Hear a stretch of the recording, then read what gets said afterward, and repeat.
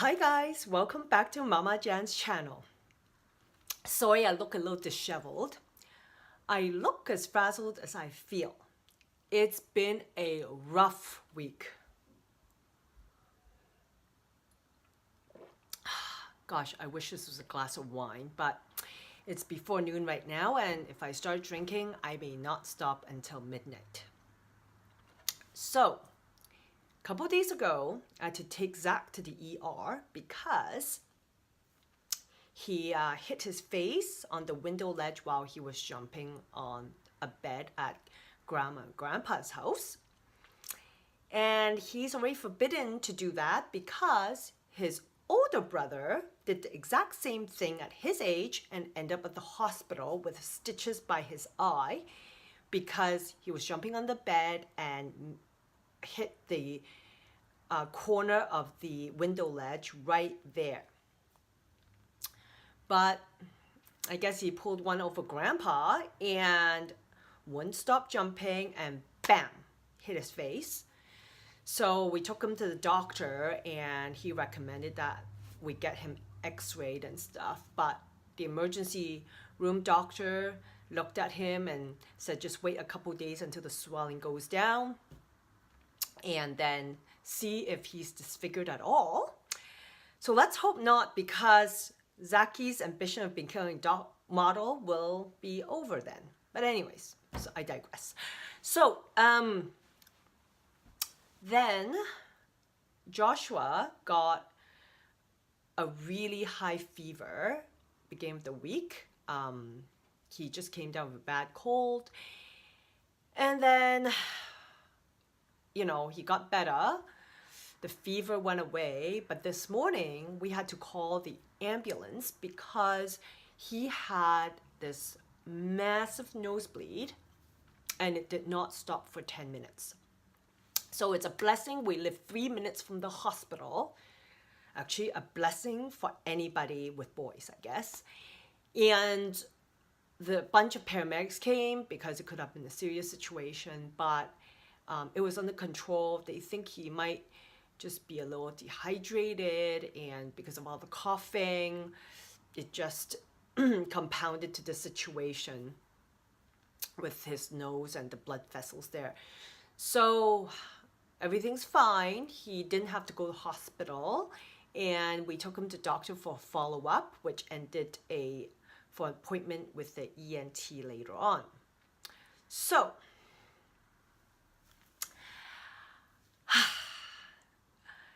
let's get started with today's video.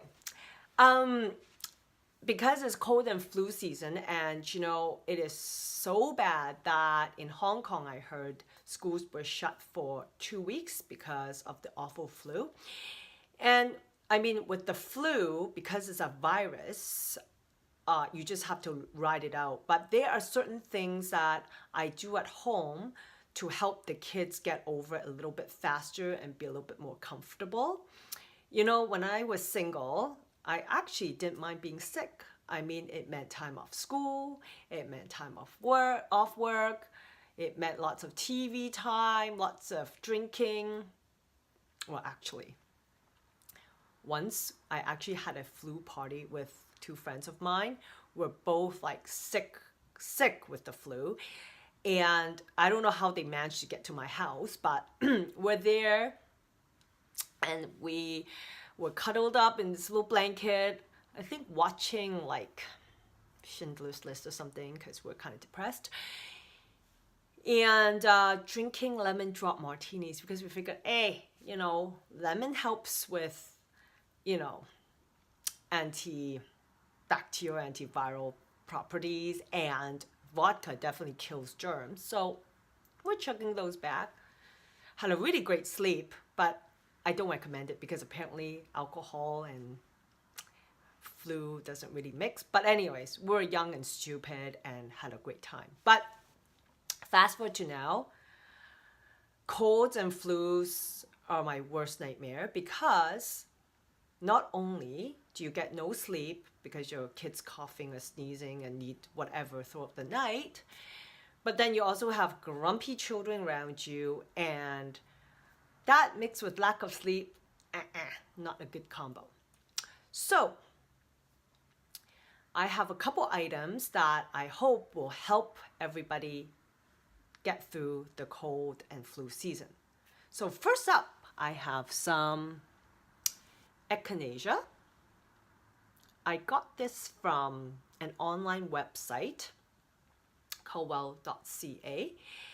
And now I've bought different kinds of Echinacea before. Echinacea is supposed to have antioxidant properties and it's good for your immune system. So apparently it helps you boost your immune system so you're less likely to get sick and that your cold and flu duration is a little shorter. Now, as with all naturopathic remedies, I'm not quite sure whether it truly works, but it seems to help my family. So I always mix a little bit of this with some apple juice like I do here, and I have it 2 times a day. I give it to Josh, who's almost 5, a dose of this a day when he's sick. I don't give it to Zach though because they don't recommend it for kids under 5 years of age. So that's one thing that we use at home here to help with flu and colds. The next thing I have is some Thieves oil. Now, this is from Young Living, but I heard the immune oil from sage is also very good. I put this in the diffuser to just help, disinfect the air. Sometimes I put a drop of it with some carrier oil on my kids' feet. And I also make a hand sanitizer with this. They sell it with Young Living. So Thieves is a Young Living essential oil product.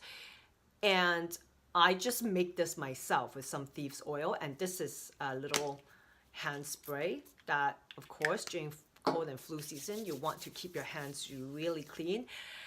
And, of course, cough or sneeze on the elbow and not your hands because then you're spraying it everywhere, okay?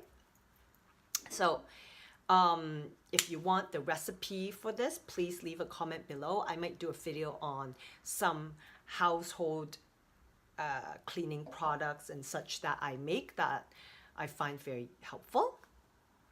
Now, along with the essential oils, I also use another oil from Young Living. Oh, by the way, I'm not affiliate with Young Living. I just like the products and I use it, but I'm sure you can find other substitutes that you like.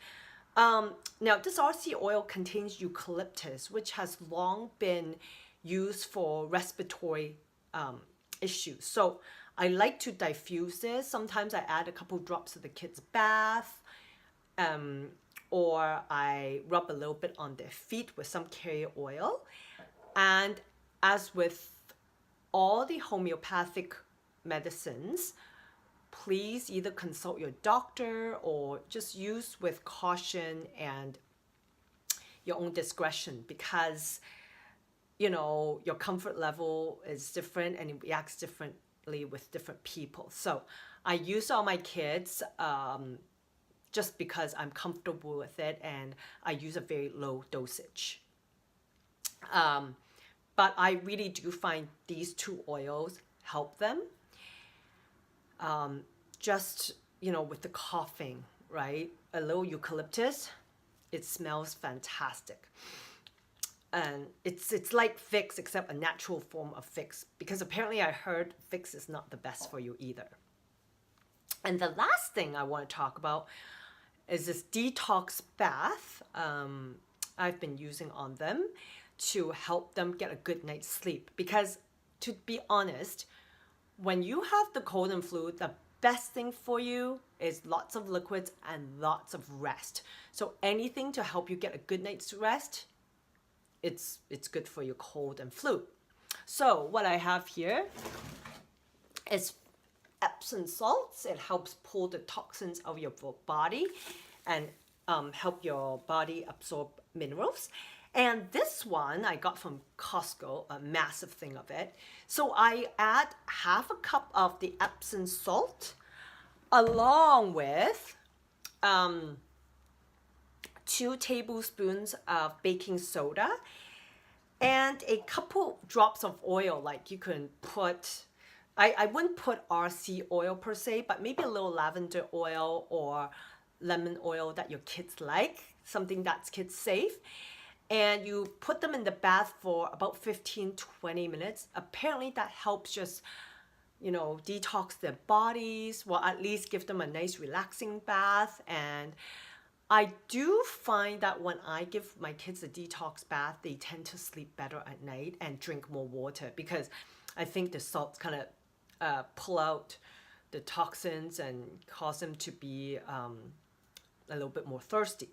I don't think it dehydrates them, but it helps them just drink more water. So I do that when they're either starting to get a bit of a runny nose, or when they're starting to get better. I don't give them baths when they're like really sick, because look, who wants to get out of bed into a tub of water, right? So I do that. And for adults, I would put 1 cup of the Epsom salt with 4 tablespoons of baking soda and a few drops of the essential oil. But listen, I'm a paranoid mom, so these are just things to help you along, and I find that makes kids and adults more comfortable while they're sick.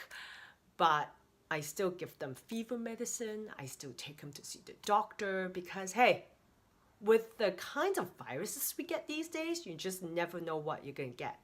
So take care, friends, and hope you have a wonderful week. Bye.